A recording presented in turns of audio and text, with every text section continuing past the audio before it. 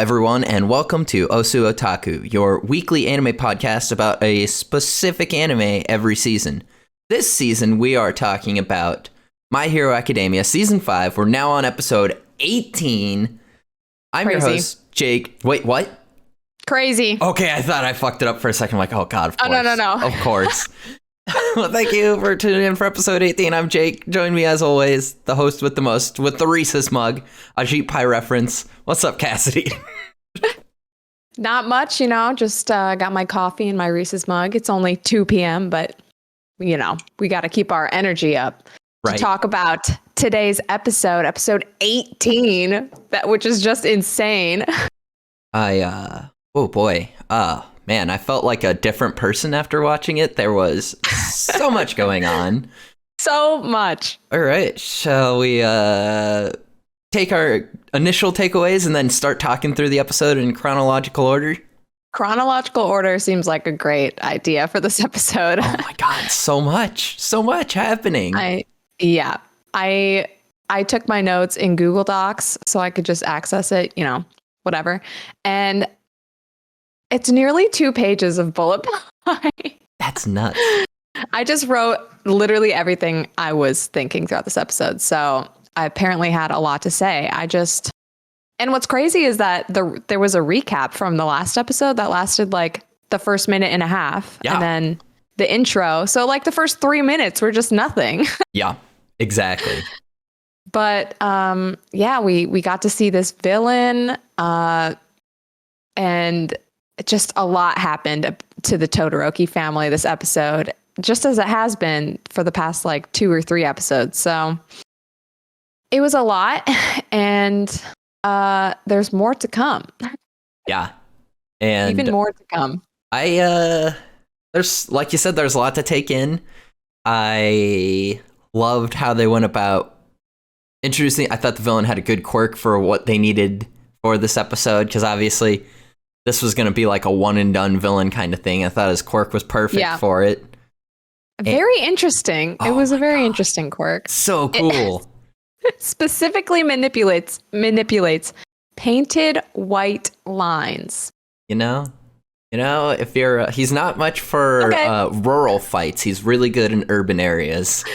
Yeah, he's a city boy. Yeah, keep him out of the country. You just can't hang. But, okay, speaking of the start of the episode, so yeah, the first 3 minutes we had, basically, were just a recap of what we just saw. Right. Oh, man. That was, that was fine. Like we talked about before, last week's episode was pretty much filler, like even more filler than the technical filler episode. It was just recaps and rehashes, but once we got past that in this episode, holy cow. Yeah. It was just one thing after another, just so much going on. This villain. Okay, so we got over his quirk, which was kind of hilarious. Yeah. When they said that, I thought that was really funny. But yes, like you said, I think it worked very well for this episode. Definitely one and done. And his monologues, his like motivation was like, at first I thought it was really weird, of course. I mean, he wants Endeavor to kill him because he wanted Endeavor to kill him 7 years ago, and somehow Endeavor remembered him, even like by name almost. Like he remembered him exactly, which I thought was crazy. Like, how could you possibly save that many people and arrest that many villains and then remember all of them? Like, okay. But his motivation like was really weird to me at first, but then he was monologuing like a couple times, and I was like, hey, you know what? I get it. And not that I want Endeavor to kill you, but like it makes sense to me. I kind of liked this villain. Yeah, right? Man, the idea of Endeavor killing somebody that's not a Nomu, like killing an actual person, was so fascinating. Yeah, a person. Yeah. Yeah, and I really liked the villain's accent too. I thought he had like a cool voice, so I think that made it that made me like him more too. Yeah, and his costume was really good. Like the fact that it was like a prison outfit. Like and he's just like all raggedy. Yeah.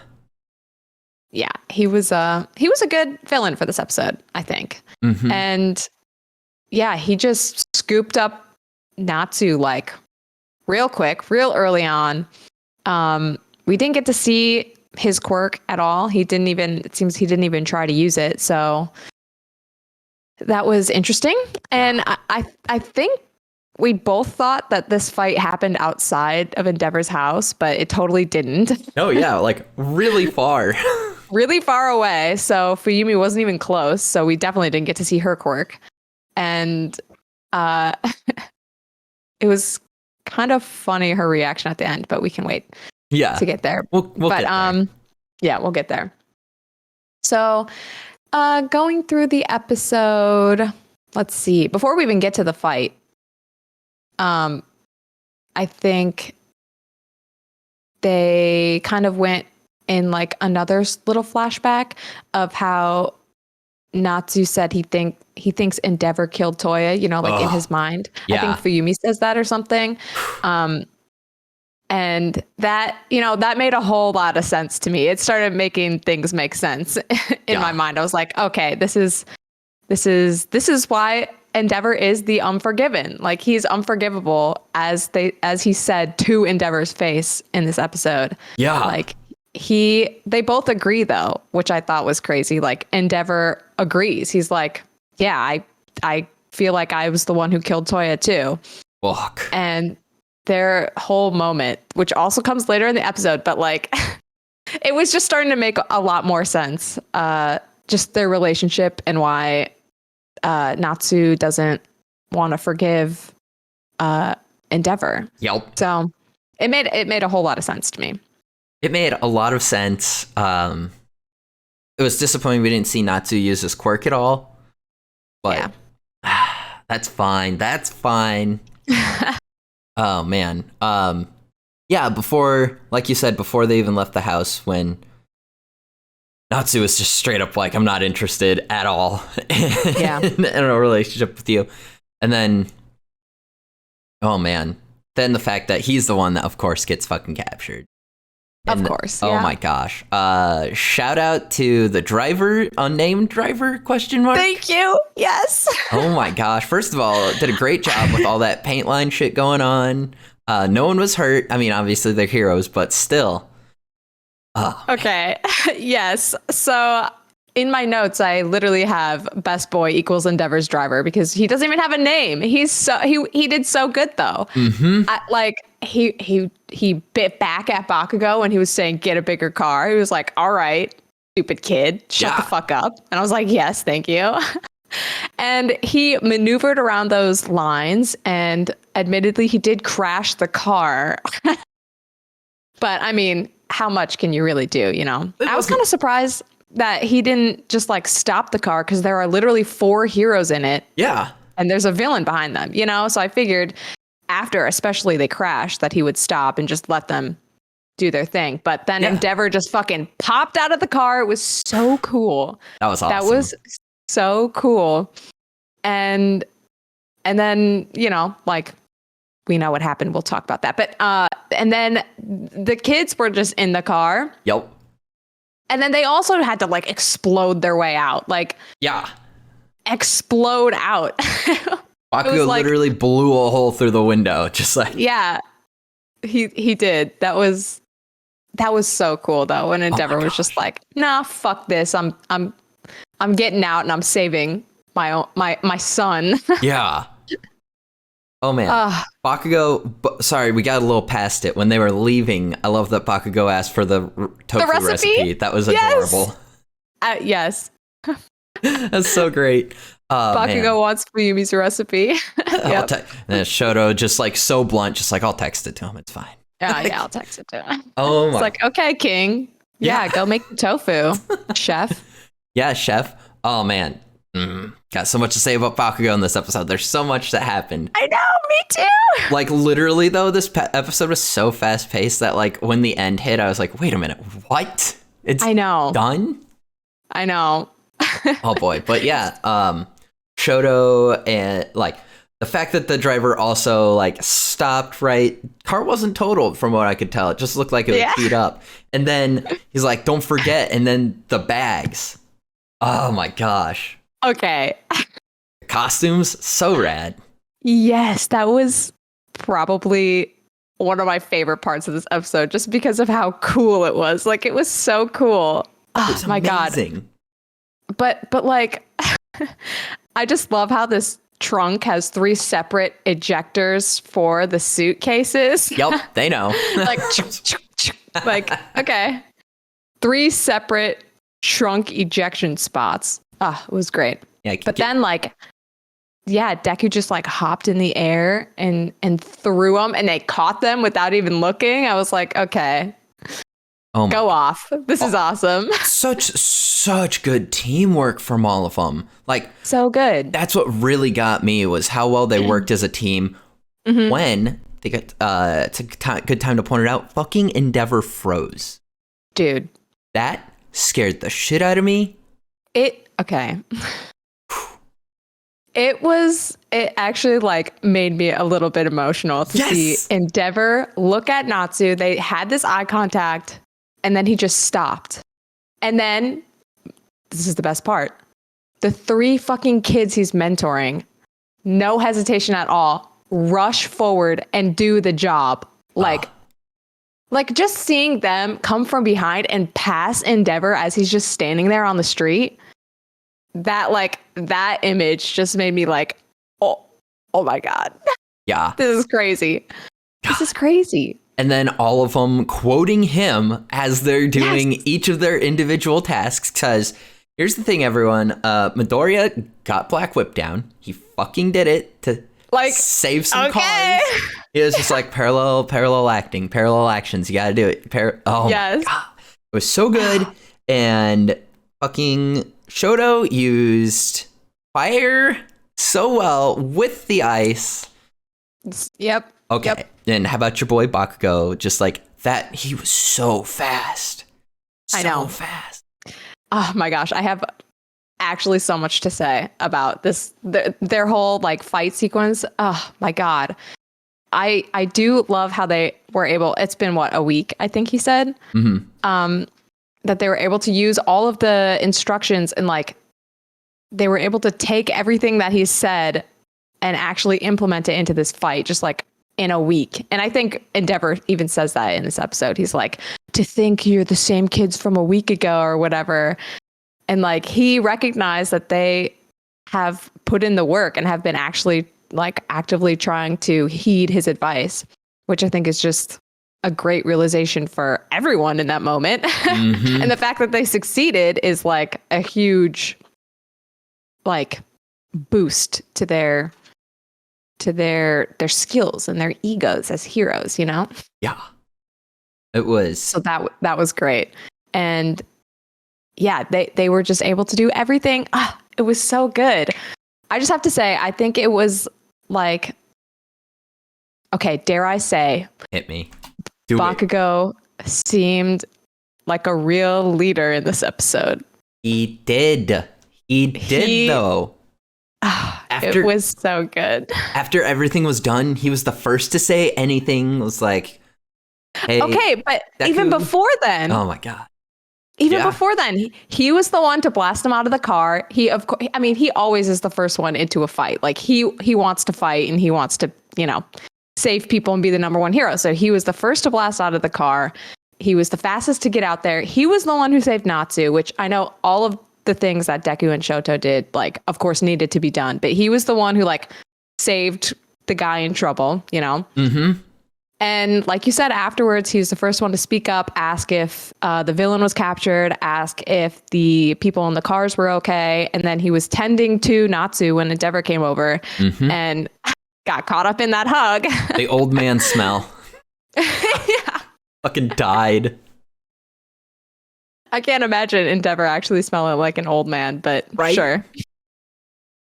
But yeah, he fucking did all that. Like, just proud of my boy in this episode. And I can see all of their progress, like when they were going after the villain and all that, using Endeavor's advice, and just they fucked it up, man, in a good way. Yeah. Oh, they fucked that situation up, man. They did. They fuck. The thing is, too, with Bakugo, I think something that was really important was he wasn't the one that took out the villain. He was the one that made the rescue. That is so simple, perfect character growth right there. Yes, exactly. The distinct, like, it's just so, it is very subtle. It's like a subtle, he's out there saving them instead of trying to get into a fight, like, with the villain, like he always used to want to do. Like, let me fight the fucking villain and win because I can be the number one hero. It's like he's like saving people. Like, that's actually what heroes do. And that's what he did. Yeah, he did. And that is really what I loved about that. He did so well. Oh my gosh, they all just, it was exactly what Endeavor told them, because it was an impulse and it was exactly what they needed to do. They, with very little communication at all, they all did what they needed to do. Yeah. It was perfect. Shoto with the strike and then the capture. Insane. And yeah, he was clearly like very mad because, excuse me, his brother was taken by this villain, and his dad like just kind of, it looked like gave up and didn't even try to save his brother anymore. And he like pretty calmly captured that villain that had taken his brother. And like, they're just such good heroes already. It's crazy to think that they're just in high school, like in their first semester or first year. Yeah. Second semester. Yeah. They said they're in their he called it something else. Third term or something? Third term is what they reference in the for the next episode, but right. The third term. Yeah. Yeah. But yeah, gosh. They capture the villain, they save his brother, and okay, is it time to just like really bust open these emotions? Because holy shit, this conversation destroyed me. I know. Oh my God. I have so much. Yeah, right? Natsu. Okay. Natsu. Just like telling his dad, like, hey, here's the thing. I'm not gonna forgive you. I'm not kind. And then like hearing Midoriya tell Shoto he thinks he's a kind person, and then comparing himself to Shoto, and he's like, so convinced that he can't forgive him. And then Endeavor's like, you shouldn't forgive me. And I'm just like, oh God. Yeah. He chooses the word atone. He doesn't want to be forgiven. He wants to atone. Yes. So that encompasses a lot of things, right? Yes. So he wants to atone, as in, usually use that, at least for me, I've heard that mostly when people say like atone for your sins. Yeah. Right. So Endeavor knows that what he did was, something akin to a sin, and probably multiple things. I'm sure, not just, he thinks most of how he brought up his kids, I'd assume, was like something that he needs to atone for. Yeah. And then this whole separate thing of one that is no longer with them, Toya, like they both agree that it feels like Endeavor is the one who killed him, which, if they're saying that, means that he didn't actually, but we still don't know exactly what's going on with Toya, but his situation. But they both agree that they feel like Endeavor's the one who killed him, and he wants to atone for that. And he doesn't feel like he needs to be forgiven per se. He just, and that could be like a selfish thing too for Endeavor, right? Like he doesn't even want forgiveness. He just wants to feel like a better person now. Like, he wants to atone for the bad things he did because he doesn't want to feel this way anymore. Yeah. Yeah. So I don't know. It's still a very complicated situation, as it has always been with the Todoroki family, right? Gosh, what a mess. It just keeps getting messier and messier, but it furthers Endeavor's character so much. Even if we don't really get anywhere, like the situation is still just as complicated, if not more. Yeah. But like you feel different things for this family. Like Endeavor, he's trying so hard, and you can see that he's proud of the kids that he's mentoring, and he's actually giving them good advice to be good heroes. And he says he wants to atone for all these bad things that he's done to his family. Oh my God. It's just like all of these little subtle implications of like, you know, why would he want to atone for his sins if it weren't for like kind of a selfish reason? He doesn't even want to be forgiven by his own son, you know, but he's willing to stay in a separate house and kind of not even be associated with them. He wants his family to be happy, like all this stuff. I was just about to bring that up. The fact that Mei is going to be released soon. And he's like, hey, Fuyama, you did all of this. We didn't help you at all. You've worked so hard. And he's right. She is the backbone of this family. Yep. And she's going to be taking care of their mom. Like, not necessarily like hand and foot, but right. It's going to be like a process of her being released from this hospital. And the fact that Endeavor's just like, hey, seeing me is not going to be, me being around is not going to help at all. And I need you all to be happy. So I'm just, me being there isn't going to make anyone happy. So I won't be there. And I will, and the fact that he's staying in the old house. Oh my God. There's so much to that. There's just like, I know. Yeah, there's so much to the fact that he wants to fix his family and he wants to be part of it and he wants them to be happy. And he's just gonna, it seems, just try and stay not as far away from them as possible, but like he's gonna separate himself for their happiness. Like, even if that means he won't be involved, like, and stay in that old house where every bad thing happened to their family, like every single thing, every bad thing happened like that is so traumatic.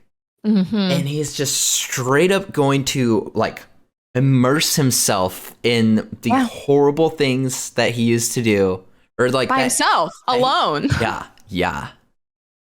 And just like sit there and stew in it. Oh my God, I'm sure he's gonna spend all of his time by his little fucking altar for Toya. Just like, is that going to be what drives him now? There's so much. There's a lot, because like, are they under the impression that Toya is actually dead? Because I know you and I think that he's not. So when we talk about them talking about, it feels like Endeavor killed Toya, it can even, the way that they say it can even be construed that he's not actually dead. It feels like he killed him, you know? Exactly. That's right. Yeah, I'm pretty sure he's not dead. I mean, we both think he's not dead, but from what it sounds like, they don't think he's dead either. But essentially, Endeavor killed him. Right. So, like, there's even more.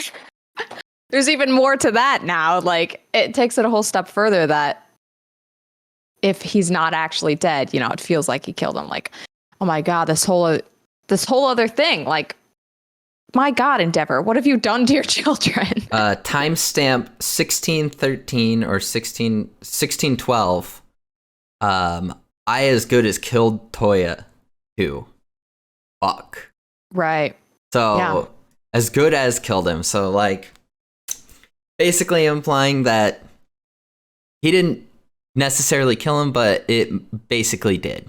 So whatever has happened with him is like Endeavor is completely taking that on himself. And from what it sounds like, Toya was still there when everything went down with the mom's breakdown and stuff. So because they said it was just after she got hospitalized that it happened. So it was after Shoto's injury and Rei going into the hospital. So what a terrible time for the Todoroki family. Oh my gosh. The Todoroki family's a soap opera. There's just like every time you think you haven't figured it out, it's something else. Seriously. It is like the biggest mystery in MHA right now. There's so much. It's just, their family. Going into like season 2 where they had the tournament arc and Todoroki faced Midoriya and stuff, like you knew that Shoto didn't get along with Endeavor. His old man, Yeah, it's like, oh man. It's like, oh yeah, kids fighting with their dads. And now it's just like, oh my God, there's so many layers. There's so much going on. Seriously, there is so much going on. Like the end of season 5 and we're still unraveling this family. Yeah. And it feels like we barely scraped the surface too.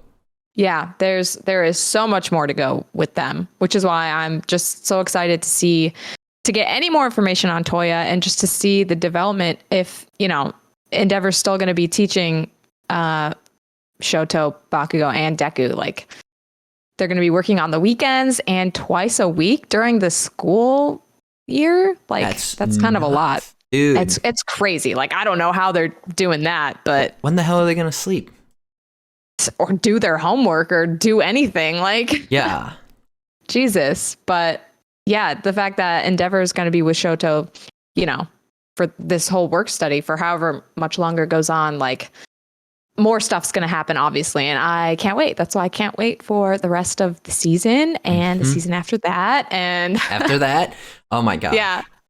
So one thing that's big in this episode is it's technically, so it's funny. We actually talked about like them moving the house and everything. That was actually after the credits. Because here's the thing. My hero is now consistently giving us some bomb, post-credits stuff, which I'm all about. Oh, yeah. And I know that the episode had the ending song running, and I was like, there's still like 3 or 4 minutes left of this episode. I was like, hell yeah. Oh my gosh. And then, oh man, sorry, I got to get this quote exactly right. So he talks about Endeavor has that dream, right? Talking about his family savoring the small happinesses at the dinner table. And he's like, I'm never at that dinner table. Oh my god. Okay, that is actually so sad. Like, oh my god. And he's like, if I truly care about him, I'll stay here. It's like, fuck. Like we talked about, he knows that him being there is not going to help anything at all, which is just sad. But this is what he did. Like, oh my gosh. Exactly. And that's part of it, is that this is what he did, and he's starting to finally take some responsibility for it, and he's enduring the consequences of what he did in the past right now, and not being able to spend time with his family, because that's what he thinks is best for all of them.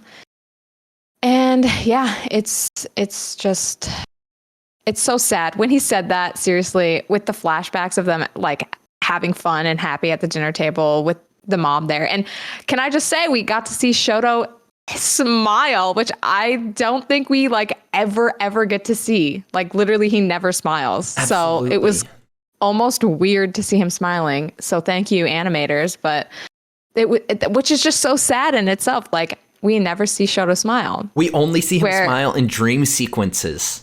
Yeah, or like, oh my god, that is so sad. There's so much to that, and like, which is why I was going back to like towards the very beginning of the episode when Fuyumi was saying thank you for being Shoto's friend to Deku. Oh my that god. Also made me like, because then Shoto's reaction, he was just like, like, God, right? So awkward. But like the way that they did that scene, like there was no background. It was just the nice like music and the white like happy like filter, and she was just like, thank you for being a friend to Shoto. And Deku, who we see smile all the time, like he's so happy and energetic and just has all this like happiness to give, even to people who hate him, like Bakugo. He's just like, oh, like, you're welcome. Deku's smiles in this episode were great too. Absolutely. He's so good. He's so fucking wholesome. I know. When he gets to save people, he just gets so happy, which is just, it's amazing. Yeah, such a selfless character. Yes. Like, it's so cute. Anyway. Because he's like, he's very much a shonen character, like Goku or fucking Naruto and everything, where he's like always, he wants to be the best. He's always going to push himself, has the potential to be the very best, but he's more happy when other people are happy than himself. And it's just like, then when he reaches his goals. I know. Yeah. Like when he saved the people in the cars and they were like, oh, you saved my life. Thank you. He like gave that smile. It was so cute. And the smile when, Fuyumi said, thanks for being a friend. Like, that's him making someone else happy for, being a friend to someone. So like he was smiling for that. And when Bakugo, they were talking about Bakugo's hero name. And my God, how did we miss this? Deku got so excited that it wasn't just Bakugo and that he had an actual hero name. He literally, like, they did so good with this animation. Like, it actually seemed like he perked up in that moment and was like, oh, you actually like have a hero name that's not just Bakugo. Like, that was so cute. Yeah. And he has a hero name other than Bakugo.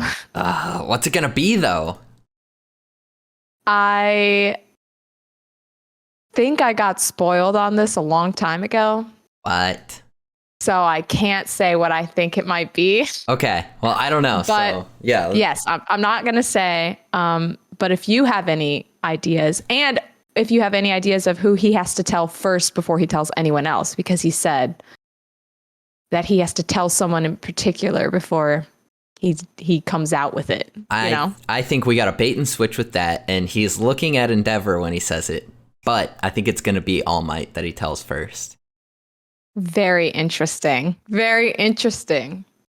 I have no idea what the fuck he's gonna. His name is gonna be. I assume something obviously explosion or nitroglycerin related. Like, well, yeah, they can't do that thing with the King Lord Explosion murder. God, right? So it'll be nothing like that. Gosh. But yeah, I really hope we get to see what that is soon. What his name is soon. Gosh, seriously, I'm ready. I'm very excited to see that. I need it. Oh yeah. But we got to talk about what's happening next week. What the hell is going to happen next week? Oh my God. That teaser was nuts. How did they? Yeah. It was like half normal and then halfway like, holy shit, this is the most intense thing you're going to see. Yeah. Oh God. Yeah. Half normal. Okay. So the normal part is we're going to get back into the classroom, class 1A, at least for part of the episode. Yeah. And hopefully hear about some other people's work study progress and who they're with and some experiences from them. So that'll be great. I actually can't wait for that because we haven't seen other class A characters in like so long, it feels like. Mm-hmm.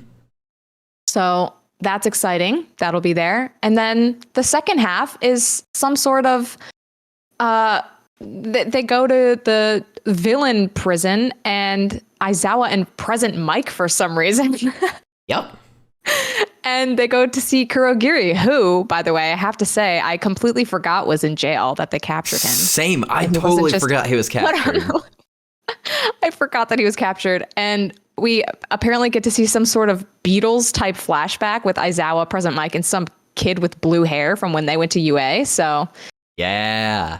I'm very confused. Am I missing something? Do we know who that kid is with the blue hair in that flashback? I do not recall. Hang on, I'm gonna pull it up again real quick. Just at the very end, it's like 5 seconds from the end of the episode or something. Yeah.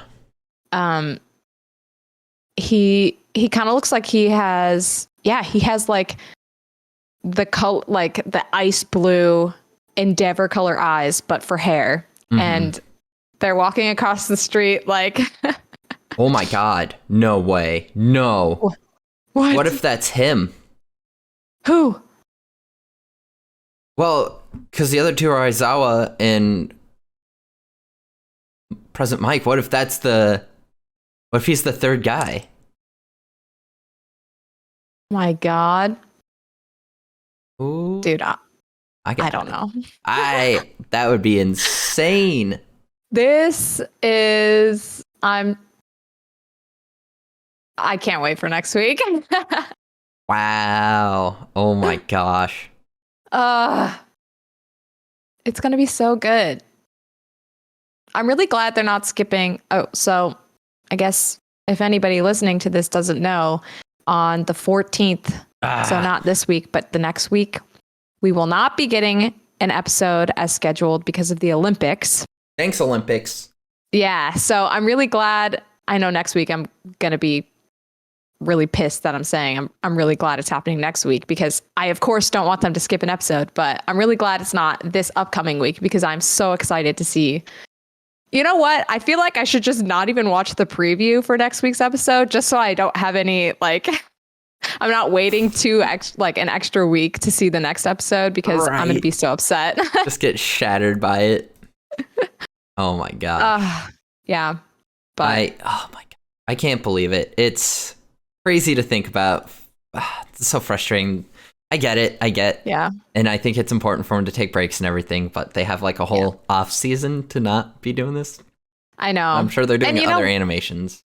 It would actually not that they really probably had a choice, but the My Hero movie is coming out this weekend in Japan. So I was going to say, I would think it would make more sense for them to skip this coming week's episode instead of the week after, but I'm sure it wasn't in their like control to decide which week they weren't going to be able to show their episode. But I'm so excited to see if and when the US will be able to get that movie, because I would love to see it in theaters, of course, but it might be months until that can happen. So, and even then, with the outside world being as dangerous as it is becoming again. Right. Hang on, I'm looking it up. Yeah. Usually it takes a long time for them to even announce when the US will get movies from Japan. So yeah, I don't know. I truly don't. All right, here we go. Oh man, nothing. Yeah. Unfortunately. Nah, it's nothing. Sorry, that was a total tease. Oh my god. Damn. No overseas release has been confirmed just yet. Rude. Yeah, honestly. But we'll see. I'm happy. I'm happy we get next week's episode, though. I'm happy we're going to be able to watch that. That also gives me time because I think that we're going to just talk about a whole series or a whole anime in the week off. Just go through like a quick, we take our sweet time talking about every single little part of an episode, dissecting it. So clearly, when we the week that there's no new My Hero Academia episode, tune in because we're gonna try something we haven't done before, and we're going to talk about an entire small series, anything that's excited. 2 seasons or less, basically. So you'll find out next week what the series is. I believe we both already know, but I think that it'll be more fun. I'm so excited. To have something to look forward to during the NOF week. But if people are listening on, if you're watching on Hogtied Productions at youtube.com, thank you very much. Appreciate it. Make sure to follow Hogtied Productions on all social media platforms. You can follow me at Jake the Mayor on all social media platforms. And Cassidy, where can everyone follow you? You can follow me at Cassidy Co. And my art account is at Kohai Arts. And we do a lot of stuff streaming at Fish Inc. on Twitch. So give us a follow if you so choose. And we would greatly appreciate it. And we will see you there. Well, thank you everyone for watching, and stay tuned for next week because looks like we're going to get some big backstory going. Yes, definitely stay tuned and stay safe out there. Wear a mask if you're in an indoor spot, even if you've been vaccinated. Everyone, please just get vaccinated so we can just get this over with. Come on. Please. I mean, come on. It's free. It's so easy. It's free. It's free and it's easy. It's awesome. It is. Thanks for watching, everyone. We'll catch you all on the flippity flop. Toodaloo.